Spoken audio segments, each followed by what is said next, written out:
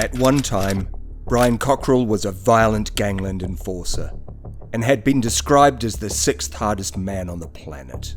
He was linked with and fought some of the hardest men in England. Known as the Teesside Taxman, Cockerill operated in the criminal underworld for almost 30 years. Welcome back to Crime Chronicles. Stay tuned as we look at the crazy life of hardman Brian Cockerill and find out why he turned his back on crime and became a reformed character. Brian Cockerill is originally from Hartlepool, a seaside and port town in County Durham, England. He has become part of Teesside folklore due to his criminal past and association with former gangsters from the area. As a younger man, Brian Cockerill ruled his world with fists of iron. Using nothing but his hands as weapons, he patrolled the streets, clubs, and raves of Britain to keep order and to tax those whose ill-gotten gains he saw fit to take a share of. Cockerill earned himself the name of the Taxman when he began stealing from drug dealers in the Teesside area. The ex-hardman would carry out violent attacks on Teesside's cannabis gangs, in which he claimed to have stolen drugs, cash, jewellery, vehicles, and gold. Over the years, Cockerill claims to have witnessed over 20 tax partners murdered as a result of their criminal lifestyle, including fellow associate Lee Duffy. Yet despite his appalling record of aggression, Brian is a man who lives by rules and respect. He spent years working as a violent gangland taxman who had countless street fights in a career that lasted almost 30 years.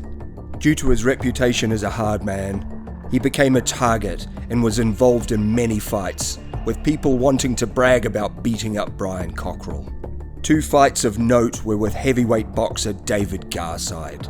On both occasions, Brian was able to get the better of Garside, a British and world title contender. These fights were nothing like Garside was used to. They were violent, no-rules street brawls. It's said that Cockerill bit pieces of both Garside's ears off during their first encounter, and Brian himself suffered broken ribs and facial injuries. During their second meeting, Cockerill managed to even the score, and it's reported that the loss may have encouraged Garside to quit boxing. Before turning to a life of crime, Cockerill was a committed bodybuilder, but he lost it all when he decided to use his strength and 6' 3" physique to commit violent crimes, which would eventually land him in and out of prison. Over the years, the ex-hardman has been arrested on suspicion of multiple murders, shot at, and stabbed. On one occasion, Cockerill was left for dead after being lured into a pre-planned ambush, set up in revenge for an attack on an underworld rival.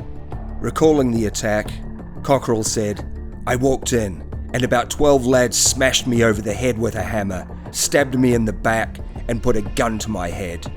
I dropped a few of them and threw them about the house. I was about 24 stone at the time, so they couldn't put me down. It went on for about 10 minutes. I was stabbed and I had 176 stitches and lost 2 pints of blood. They battered me with baseball bats and hammers and stabbed me. They left me for dead and said that will be the end of him. I went to hospital and they said if I was not so big, I would probably be dead."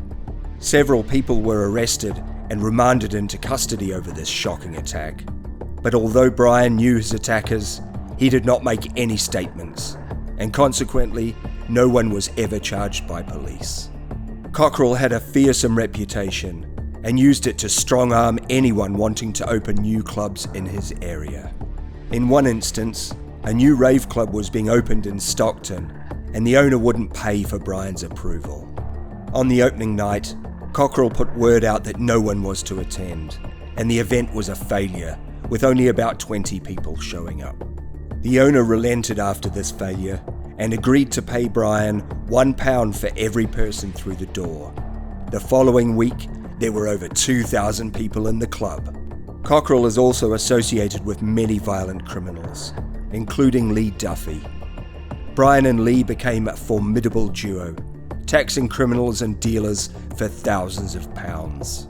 Cockerill could see that Lee Duffy was a loose cannon and tried to explain to him that they should be trying to consolidate their own business rather than working for others. He would describe how Duffy could be easily coerced, given a few ecstasy tablets on a night out, and sent off by others to collect money, for which he would only get to keep a small percentage. Cockerill has said they could walk into a pub or club and the place would empty. Such was the reputation of the pair of taxmen.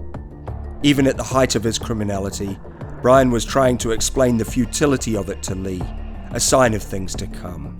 When Duffy was unnecessarily beating up younger men, Cockerill was trying to explain that one day these young men would be in their 30s and Duffy would be in his 40s or 50s, and they'll give him a good hiding. Lee Duffy wouldn't live to be an old man, being killed in a street fight by David Allison. In an act of revenge, Brian Cockerill gave Allison a savage beating for killing his friend. Duffy played a significant role in Cockerill's downfall after he introduced him to drugs, which would eventually become an addiction for the ex-hard man. Cockerill began taking the drugs he was stealing, which led to many years of addiction, depression, and anxiety, and eventually left him with nothing but his home. However, after years of violence and stints in jail, in 2019, Cockerill decided to turn his life around and educate youngsters on the importance of how not to live a life of crime. This was the start of the resurrection of Brian Cockerill. He now encourages those who feel they're at a loose end to get in touch and ask for help. Cockerill and his wife Emma work together to educate others and help them avoid turning to a life of crime. Brian talks openly about his young life, not to glamorize crime or gangland activity, but to help others not to make the mistakes he had. He aims to show some of the young ones who are on the wrong path today that it's never too late to get back on the right one. His main message is all about reform. Crime won't get you anywhere in life, nowhere good anyway. He speaks at schools and in prisons to groups of young men, explaining that there are other options rather than criminality. Like Lee Duffy, Brian Cockerill was bullied when he was younger. Cockerill acknowledges that he was a good kid, molded by a tough world. He went down the wrong path and didn't ever think he would live a long life. Lee Duffy always said that he thought Cockerill would be the person to die young. Brian tells a story that many years ago, a spiritualist said God had a plan for him to help people in the future. He has now turned his life around, and in his words, if you help one person, they might just help another person, and so on, until the world is a better place. Thank you for joining us today on Crime Chronicles. Don't forget to like, subscribe, and share the channel with your friends.